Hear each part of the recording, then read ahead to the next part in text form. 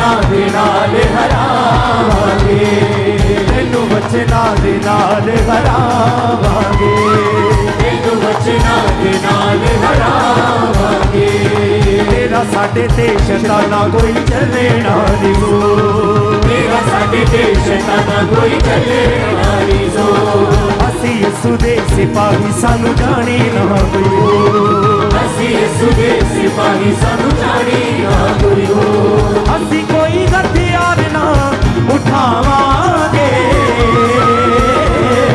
तेनू बचना दे नाल हरावांगे तालियों के साथ बचना दे नाल हरावांगे तेनू बचना दे नाल हरावांगे तेनू बचना दे नाल हरावांगे कलीसिया ऊंचा गाओ सब जन तालियों के साथ गाओ ऊंचा बोलकर ऊंची आवाज में बचना दे नाल हरावांगे तेनू बचना दे नाल हरावांगे तेनू बचना दे नाल हरावांगे बंदा तेरे ते शराना असी पावांगे तेनू बचना दे नाल हरावांगे तेनू बचना दे नाल हरावांगे तेनू बचना दे नाल हरावांगे तेनू बचना दे नाल हरावांगे असी वधदे रहांगे तेनू रुकना पवेगा असी वधदे रहांगे तेनू रुकना पवेगा आग वचना दे के तेनू झुकना पवेगा आग वचना दे के तेनू झुकना पवेगा झुकना पवेगा तेनू झुकना पवेगा जदों पाखरू दी अग्नि बनावांगे तेनू बचना दे नाल हरावांगे तेनू बचना दे नाल हरावांगे तेनू बचना दे नाल हरावांगे तेनू बचना दे नाल हरावांगे तेनू बचना दे नाल हरावांगे तेनू बचना दे नाल हरावांगे तेनू बचना दे नाल हरावांगे तेनू बचना दे नाल हरावांगे तेनू बचना दे नाल हरावांगे तेनू बचना दे नाल हरावांगे तेनू बचना दे नाल हरावांगे तेनू बचना दे नाल हरावांगे फसा तेरे उत्ते पाइए ठंडा तू ही है खुदा चंगा करे या ना करे साडा ही है खुदा एक दुख परेशानी सानू एवें ना डरा चंगा करे या ना करे साडा ही है खुदा साडा ही है खुदा साडा ही है खुदा ना तेरिया गल्लां दे विच आवांगे तेनू बचना दे नाल हरावांगे तेनू बचना दे नाल हरावांगे अपने हाथों को हिलाकर ऊंची आवाज में हालेलुया बोलो 7 बार हालेलुया बोलो ऊंची आवाज में के दुख परेशानी सानू एवें ना डरा चंगा करे या ना करे साडा ही है खुदा के दुख परेशानी सानू एवें ना डरा चंगा करे या ना करे साडा ही है खुदा साडा ही है खुदा साडा ही है खुदा ना तेरिया गल्लां दे विच आवांगे तेनू बचना दे नाल हरावांगे तेनू बचना दे नाल हरावांगे अपने हाथों को हिलाओ थैंक यू जीसस खुदा बाप आज तेरा पवित्र आत्मा एक एक जन को अपने वचनों के द्वारा इन गवाहियों के द्वारा तेरी आत्मा के द्वारा तेरे दूतों के द्वारा छुए एक एक जन डिलीवर होके हील होके सेव होके वापिस आए खुदाबंद तेरी साल्वेशन का आत्मा जिनके परिवारों में कार्य करे जितने जन यहाँ मौजूद हैं खुदाबंद, तेरी साल्वेशन का आत्मा इनके परिवारों में काम करे, उनके परिवार बचाए जाएं, इनके नगर बचाए जाएं, इनके मोहल्ले बचाए जाएं, गांव बचाए जाएं, इनकी स्टेट्स, इनके देश बचाए जाएं। खुदाबंद आज जितने जन ऑनलाइन मौजूद हैं, खुदाबंद का आत्मा आपको वचनों की समझ दे, खुदाबंद के वचनों पे खड़े होना सिखाए।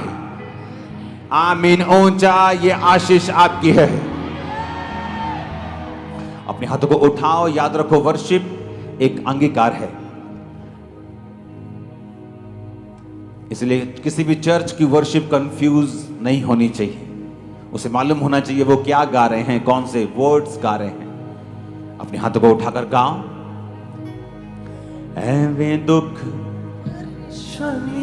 सानू एवे ना सता, चंगा करे या ना करे, साडा ओही है खुदा। दे के दुख परेशानी सानू एवे ना सता, चंगा करे या ना करे, साडा ओही है खुदा, साडा ओही है खुदा। ना तेरियां गल्लां दे विच आवांगे, तेनू वचना दे नाल हरावांगे। अपने घुटनों के बाहर आओ, बाइबल को उठाओ। खुदाबंद आज जितना वचन मैं सुनूं, जो गवाही में सुनो, मेरी जिंदगी में ये फलों को लेके आए। उठाओ अपने हाथों को। Thank you Jesus. अपनी बाइबल को उठा लो, बोलो ये मेरे शुद्ध रहने का आधार है। फिर से बोलो मेरे शुद्ध रहने का आधार है। परमेश्वर इस वचन के जरिए मुझसे बात करता है, वो मुझे स्थिर करता है। आज से मैं अपना ध्यान इन वचनों के ऊपर लगाता हूं। जो कुछ परमेश्वर मुझसे कहेगा मैं उसे सुनूंगा और फलों को लेके आऊंगा। प्रभु यीशु मसीह के पवित्र और सामर्थी नाम में हम मांगते हैं, आमीन। ऊंचा ये आशीष हमारी है।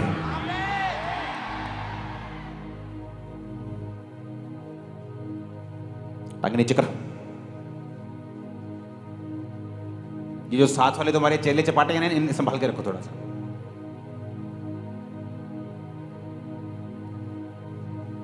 अपने हाथों को हिलाओ। Thank you Jesus. ऊंची आवाज में फिर से फिर से फिर से।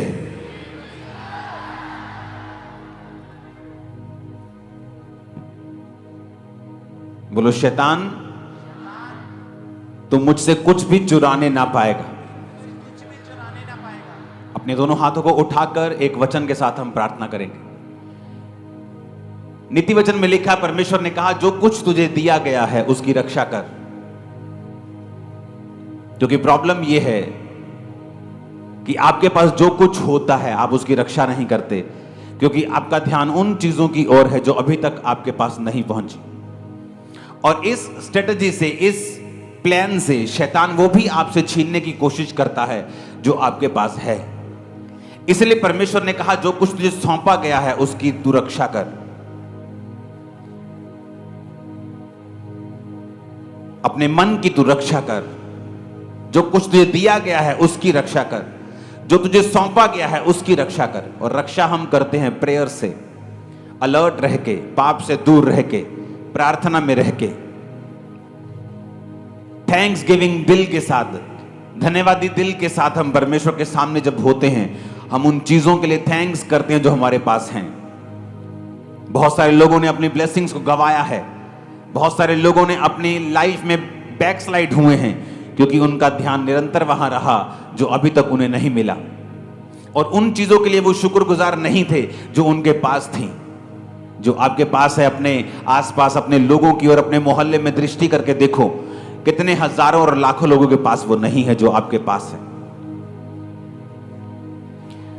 अपने हाथों को उठाओ, बोलो परमेश्वर इस गलती के लिए मैं क्षमा मांगता हूं, मांगती हूं, और मैं तेरी शुक्रगुजार करती हूं, शुक्रगुजारी करता हूं अपने होंठों को खोलो हर एक ब्लेसिंग के लिए जो खुदा ने आपको दी है। होंठों को खोल के उस ब्लेसिंग का नाम लेके परमेश्वर का थैंक्स करो अगले 2 मिनट।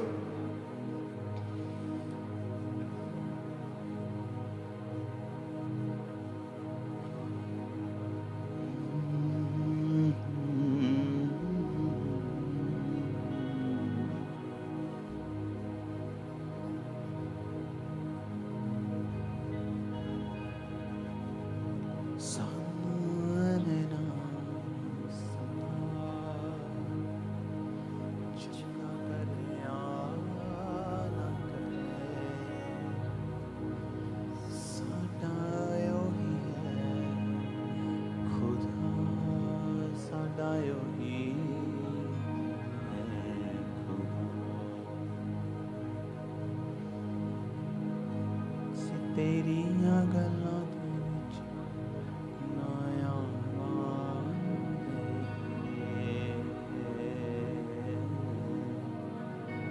तेनू बचना।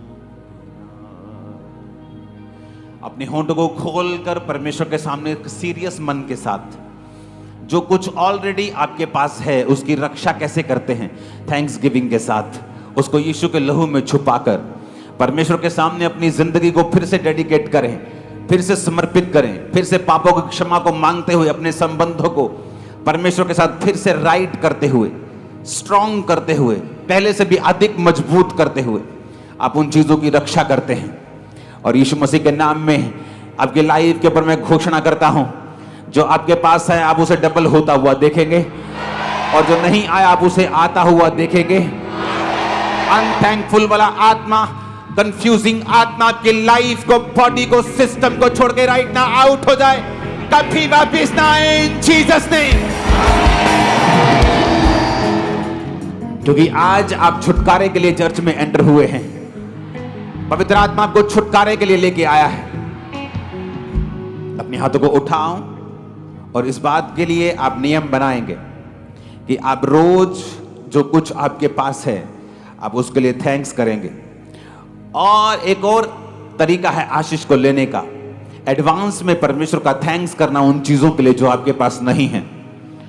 जब आप एडवांस में थैंक्स करते हैं परमेश्वर का, परमेश्वर आपके धन्यवाद को देखकर उन सब चीजों को आपको देता है। Thank you Jesus. अपने हाथों को उठाओ और थैंक्स करो आने वाले समय के लिए खुदावंद का, जो ग्लोरियस है, जो मार्वेलस है, जो बड़ा है।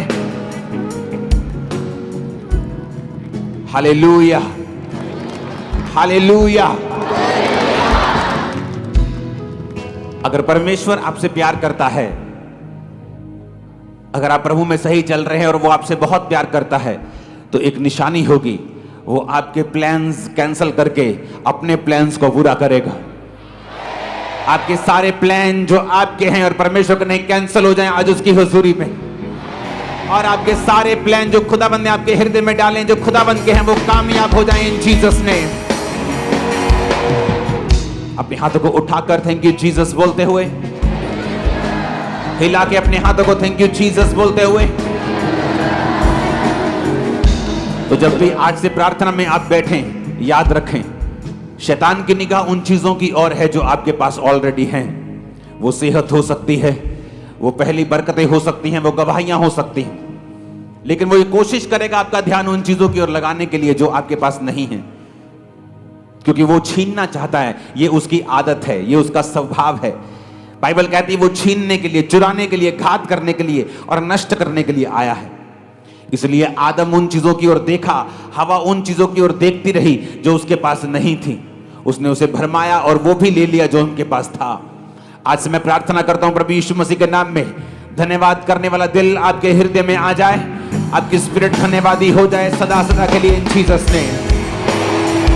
अपने हाथों को उठा, बोलो ये गवाही में जो सुनो मेरे जीवन में फलों को लेके आए। प्रभु यीशु मसीह के सामर्थी नाम में हम मानते हैं। जोर से तारीफ कर दो एक बार, जोर से, जितनी तारीफ कर सकते हो खुदावंद की कर दो हाथों के साथ।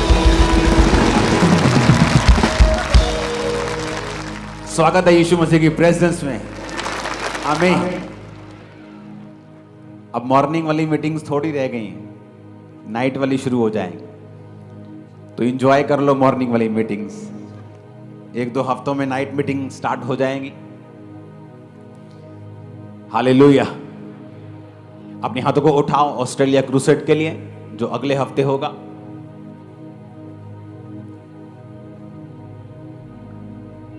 अपने हाथों को उठाओ। अगले ट्यूसडे, अगले वेडनेसडे, अगले थर्सडे, अगले फ्राइडे, 4 दिनों के लिए अपने हाथों को उठाओ। सब फ्लाइट्स को खुदाबंद के हाथों में सौंपते हैं। वहां पर सुसमाचार जहां जहां गया वो लोग बचाए जाएं। खुदाबंद तेरा वचन उन तक पहुंचे, तेरी हीलिंग, तेरी डिलीवरेंस उन तक पहुंचे। लाखों और करोड़ों रूहों तक खुदाबंद तेरा प्रचार पहुंचे। उस क्रूसेड में हजारों लोग बचाए जाएं। प्रभु यीशु मसीह के पवित्र नाम में हम मांगते हैं, आमीन। ऊंचा ये आशीष आपके घरों में भी आए।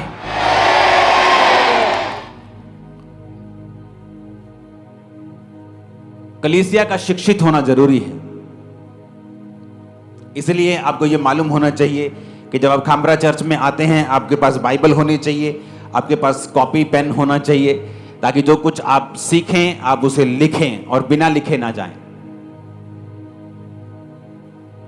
हालेलुया। अपने पड़ोसी से बोलो अगले हफ्ते से कॉपी पेन बाइबल लेके आनी। जिसके पास बाइबल नहीं है वो तो मुझे सीरियस क्रिश्चियन लगता ही नहीं। सीरियसली कह रहा हूं, जैसे बाइबल नहीं लेके आए ना तुम, मेरी निगाह में तुम सीरियस क्रिश्चियन नहीं हो।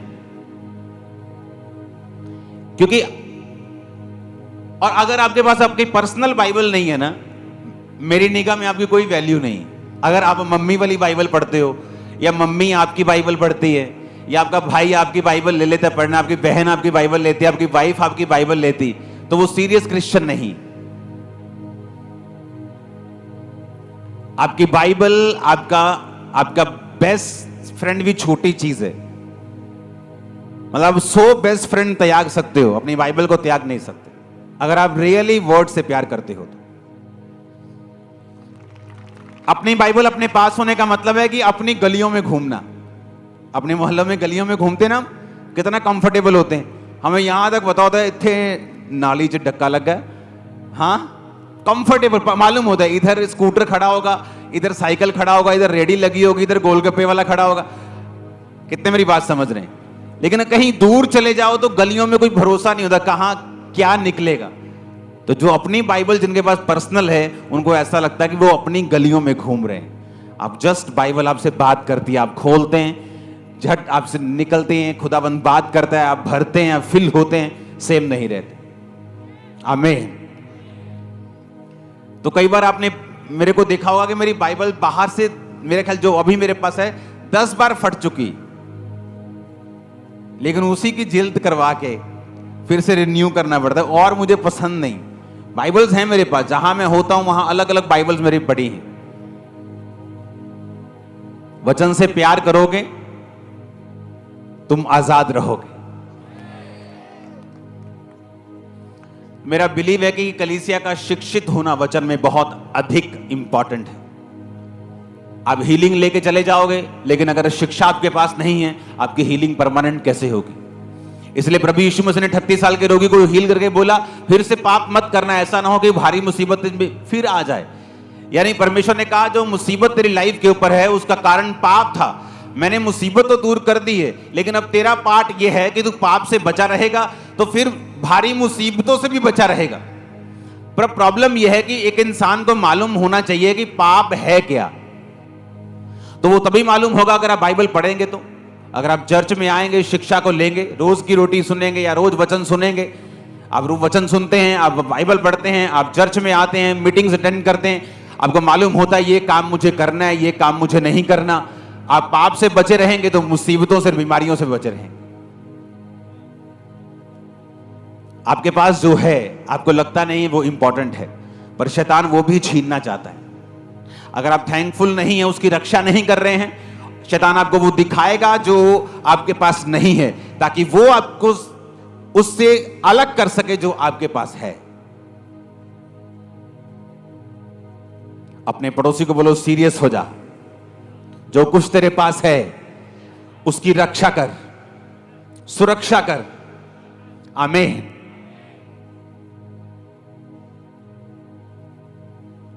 अपने पड़ोसी को बोलो, शिक्षा लेना जरूरी है, वचन को समझना जरूरी है। आमीन।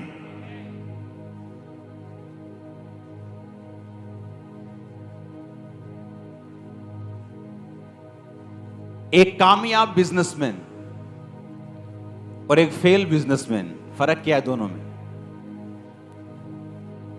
क्या फर्क है? सोच, बुद्धि का, इंफॉर्मेशन, नॉलेज। एक क्रिश्चियन जिसने गवाहियों को हासिल किया है, सफलताओं को देखा है, एक वो क्रिश्चियन जो अभी भी अविश्वासियों की तरह वही बेकार सी जिंदगी को जी रहा है, फटीचर जिंदगी को। रीजन, उसका माइंड रिन्यू नहीं है वचन के मुताबिक। आप गरीबी में जन्मे हो, आपका गुनाह नहीं, लेकिन अगर आप गरीबी में मर जाओगे, आपकी पूरी पूरी गलती 100%। बीमारी में जन्मे हो, प्रॉब्लम नहीं है, लेकिन उसमें मरो मत, फाइट करो। परमेश्वर ने आपको वचन दिया है, जीत आपकी है। आप फिक्स मैच में हो, आप फिक्स मैच में हो, आपका मैच फिक्स हो चुका है, जीत आपकी हो चुकी, जस्ट फाइट करनी है। इसलिए शायद जब मैं परमेश्वर में आया था तो हीलिंग के लिए आया था, और मैं हीलिंग के लिए जब आया तो मुझे कोई मतलब नहीं था वचन से, चर्च से, प्यार से, रूह में कोई मतलब नहीं। मुझे हील करो, मैं जाऊं बिजनेस करूं अपना। लेकिन परमेश्वर ने मुझे हील नहीं होने दिया, और जब दुष्ट आत्मा मुझ पे अटैक करता था तो छत पे जाके 6-6 घंटे, 5-5 घंटे मुझे बाइबल पढ़नी पड़ती थी, क्योंकि सिर्फ बाइबल पढ़ने से ही, मेडिसिन खा चुका था, बड़े बड़े न्यूरो डॉक्टर से दिखा चुका था, कोई हल नहीं होता था। नशे की दवाई होती थी, उससे ज्यादा नशा तो मैं करके आता था, फर्क नहीं पड़ता था। तो मुझे बाइबल पढ़नी पड़ती थी। जैसे जैसे मैं बाइबल पढ़ता रहता था, मेरे अटैक कम होते थे, और इस तरह से परमेश्वर ने मुझे बाइबल पढ़ने की आदत लगाई और वचन की आदत लगाई। और उसके बाद जब कोई केस, शाम को मैं चर्च में होता था, जब कोई बुजुर्ग औरत, जब कोई बहन भाई अपना केस लेके आता था, तो मुझे बताने की जरूरत नहीं होती थी कहां लिखा है। उसका केस सुनता था, बाइबल में से वही वचन मैं 2 मिनट में निकाल लेता था। सारी रात, पिछली रात 6-6 घंटे मैं वही पढ़ के आया होता था। तो जबरदस्ती परमेश्वर ने मुझे वचन में लगाया, और वही वचन की पढ़ने की जब आदत पड़ गई और वो स्पिरिट में चला गया, उसने मेरी जिंदगी की चारों दिशाओं में सफलता दी। एक कोना ऐसा नहीं मैं कहूं ये कोना रह गया, बाकी सफल हो गए, कोई कोना नहीं। गोल कर दिया परमेश्वर ने सब तरफ सफलता से। आमीन। ऊंचा ये आपका भी होगा। पर क्या आप वचन से प्यार करते हैं कि नहीं? इस मंगलवार को काउंसलिंग डे था, तो बहुत सारे लोग काउंसलिंग के लिए आए थे। तो जब उनके केसेस, आपके सभी केसेस जब आते हैं मेरे पास, तो डिस्कशन होती है कि ये इसने क्या कहा, इसने क्या कहा। मेजर प्रॉब्लम जो लोगों में निकलती है वो ये है कि लोग पवित्रताई में हैं, प्रेयर में हैं, लेकिन पेशेंस नहीं है उनके पास। जिस दिन मैं परमेश्वर में आया, जिस दिन, उस दिन से लेके फर्स्ट डे से ही, यानी मैं नया था, पाप में गिर गया, कोई मेजर पाप मेरी लाइफ में नहीं था। पवित्रताई थी, प्रेयर थी, लेकिन फिर भी मेरे को कई साल लगे, कई बार उस उत्तर को पाने के लिए जो मुझे सबसे ज्यादा चाहिए था। बाकी चीजें परमेश्वर करता जा रहा था, लेकिन अगर आप पवित्रताई में हैं, आप प्रेयर में हैं, आप प्रभु के साथ जिंदगी अच्छी बिता रहे हैं, आप टाइट दे रहे हैं, अब आपको पेशेंस भी रखना है।